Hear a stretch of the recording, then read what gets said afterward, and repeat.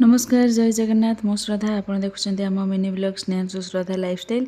Issue आज जिद्दी गला कि से बाहर को बुलायापी आसो मुझे ईशु को बाहर को लेकिन आसती हठात किसी खबर न दे पापा ऑफिस रु आसी पहुँची गले ईशु पाखे ईशु को सरप्राइज देवाई। ईशुर रिएक्शन देखु ये तापर आम गलु पार्क को।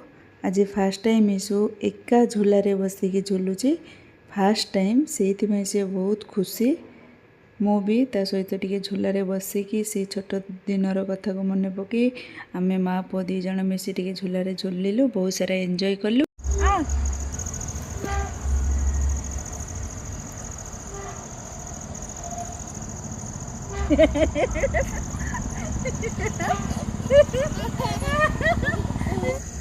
कितना नहीं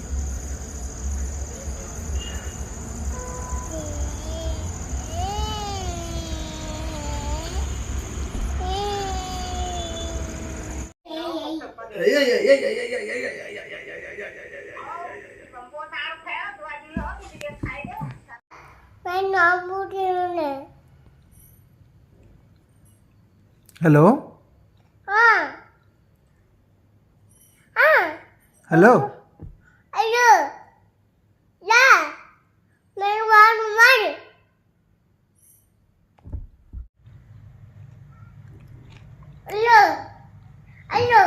हेलो